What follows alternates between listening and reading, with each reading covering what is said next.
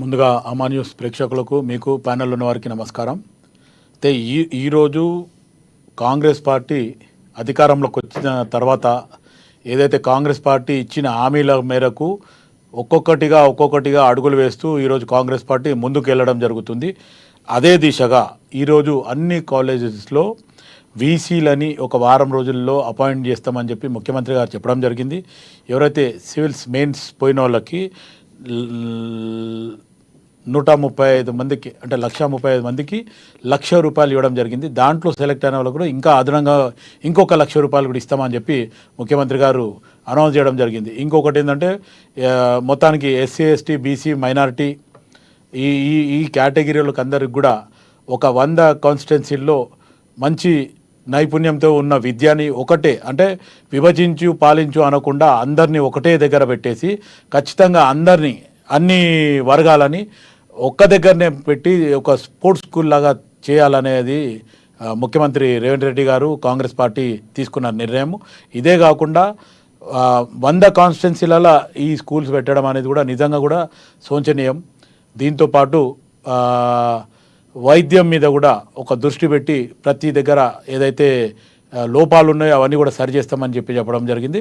ఈరోజు ఎవరికైతే TRS BRS ఎవరైతే ఉన్నారో వాళ్ళు యువకులను కానీ లేకపోతే ఎవరైతే అన్ఎంప్లాయిడ్స్ ఉన్నారో వాళ్ళని మొత్తానికి 10 సంవత్సరాలల్లా వాళ్ళ చేస్తా అన్న హామీలు ముందు తెలంగాణ ఉద్యమంలో జరిగిందే నీళ్లు నిధులు నియామకాలు ఉద్యోగాలు తర్వాత రైతులు అనే రకంగా మనం చేసిన ఉద్యమం. ఆ ఉద్యమ కాలం అయిపోయిన తర్వాత తెలంగాణ వచ్చిన తర్వాత ఈరోజు టీఆర్ఎస్ బీఆర్ఎస్ ప్రభుత్వానికి ఇవన్నీ ఏం పట్టిలేదు. ఫామ్ హౌస్లు కట్టుకోవడానికి లేకపోతే తెలంగాణ యువకులనంతా తాగుబోతులను తయారు చేయడానికి తెలంగాణ భాషని మార్చి తిట్ల పురాణం చెప్పే భాషనే ఇది తెలంగాణ భాష అనడము ఇటువంటివన్నీ గతంలో వాళ్ళు ఎందుకైతే తెలంగాణ మనం తెచ్చుకున్నాం అనేది పక్కన పెట్టి ఇవన్నీ పక్కన పెట్టి వాళ్ళ దిశగా వాళ్ళు దాచుకుందాం అనే స్థాయిలో వాళ్ళు వెళ్ళిపోయి ఈరోజు ప్రజలను ఏం చేసిండు అనేది 9.5-10 సంవత్సరాలలో మనం చూడడం జరిగింది. ఆ తర్వాత మార్పు కావాలి కాంగ్రెస్ రావాలి అనే ఉద్దేశంతో కాంగ్రెస్ పార్టీ ముందుకొచ్చింది. ఈరోజు కాంగ్రెస్ పార్టీకి ప్రజలు పట్టం కట్టడం జరిగింది. కాంగ్రెస్ పార్టీ ఏదైతే 6 గ్యారెంటీలు ఇవ్వడం జరిగింది దాంట్లో 100 రోజులు అనుకున్నాం.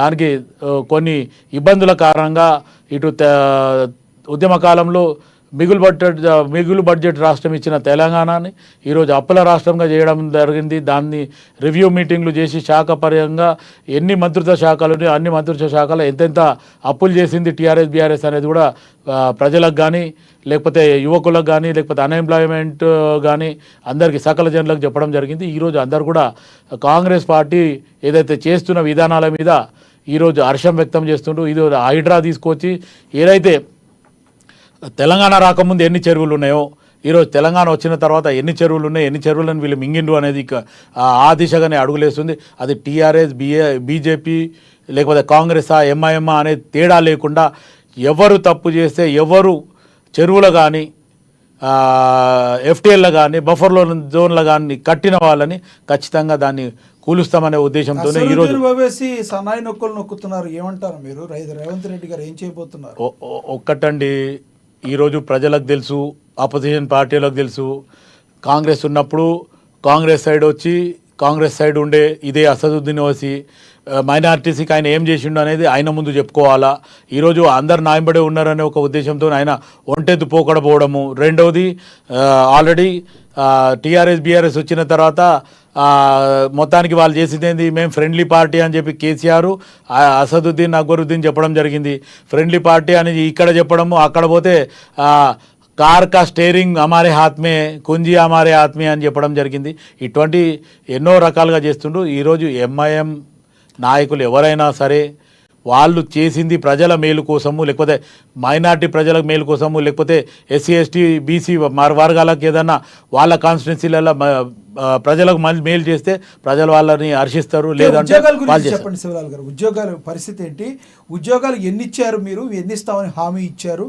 రానున్న రోజుల్లో కొలువులు అన్నీ కూడా మేమే ఇస్తామని మీరు ఘంటాపదంగా చెప్పడానికి అంత కాన్ఫిడెంట్ గల కారణం ఏంటి?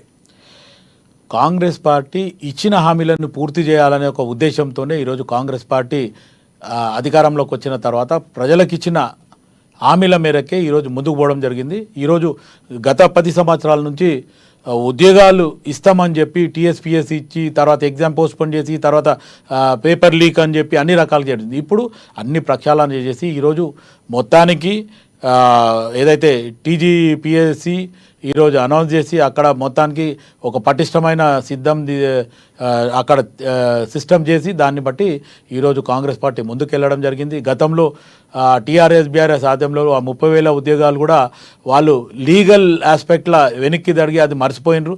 దాన్ని కాంగ్రెస్ పార్టీ లీగల్గా ఉన్నదన్నిటినీ కూడా క్లియర్ చేసి ఆ నియామక పత్రాలు ఇవ్వడం జరిగింది. అది గతంలో చూస్తున్నారు. ఇంకా రాబోయే కాలంలో మొత్తానికి కాంగ్రెస్ పార్టీ ఎవరైతే అన్ఎంప్లాయిడ్ యూత్ ఉన్నారో వాళ్ళకి అండగా ఉంటుంది. ఒక పెద్దనలాగా నేను ఉంటా, ఖచ్చితంగా మీకు ఏ ఇబ్బంది ఉన్నా నా దృష్టికి తీసుకురాని నేను చేస్తాను. మంత్రి పొంగులేటి చేసిన వ్యాఖ్యలను ఎలా చూడాలంటారు ఉద్యోగుల గురించి? పొంగులేటి గారు చేసిన ఎక్కడ కూడా వ్యతిరేకం లేదు. ప్రభుత్వానికి ఫర్గానే చెప్పడం జరిగింది. ఎవరైతే అన్ఎంప్లాయిడ్ యూత్ ఉన్నారో వాళ్ళకి అందరూ కూడా కాంగ్రెస్ పార్టీ ప్రభుత్వం మేలు చేస్తుంది, మేము ఖచ్చితంగా కలిసికట్టుగానే ముందుకెళ్ళి ప్రభుత్వాన్ని మంచి దిశగా తీసుకుపోతామని చెప్పడం. ఓకే శివలాల్ గారు, మళ్ళీ వస్తాం మీ దగ్గరికి. మనతోటి బీఆర్ఎస్ నేత వివేక్ పటేల్ గారు ఉన్నారు, ఆయనతో మాట్లాడదాం.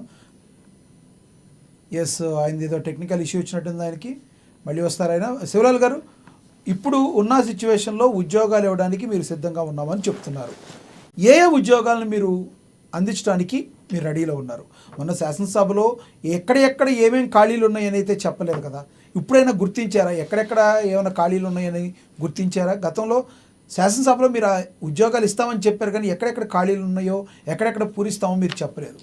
ఎప్పుడైతే జాబ్ క్యాలెండర్ మేము అసెంబ్లీలో అనౌన్స్ చేసినప్పుడు జాబ్ క్యాలెండర్ ఇచ్చారు, దాంట్లో శాఖాపరంగా ఇవ్వలేదు అనేది కూడా చెప్పడం జరిగింది. అపోజిషన్ పార్టీ కానీ లేకపోతే మిత్రపక్షాలు కానీ మొత్తానికి దానికి ఈరోజు ఎక్కడెక్కడ ఏ శాఖల ఎన్ని ఖాళీలు ఉన్నాయి, గత 10 సంవత్సరాల నుంచి అసలు రిక్రూట్మెంట్ లేదు, ఎక్కడ ఎన్ని ఉద్యోగాలు ఉన్నాయి అవన్నీ కూడా మేము భర్తీ చేస్తామని చెప్పడం జరిగింది.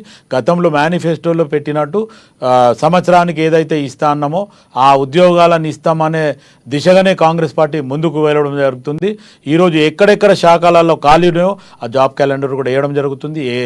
ఏ శాఖలు ఎన్ని ఖాళీ ఉన్నాయో కూడా మొత్తం వివరాలు ఇస్తామని చెప్పి కూడా మంత్రివర్గం చెప్పడం జరిగింది. ముఖ్యంగా ప్రధానంగా ఇప్పుడు కాంగ్రెస్ పార్టీ ఎదుర్కొంటున్న సమస్యలు ఏంటంటారు? గత ప్రభుత్వంతో పోలిస్తే ఇప్పుడు మీరు సమస్యలు ఏ రకంగా మీరు ఇచ్చిన హామీలను నెరవేర్చడంలో ఎటువంటి సమస్యలను ఎదుర్కొంటున్నారు మీరు?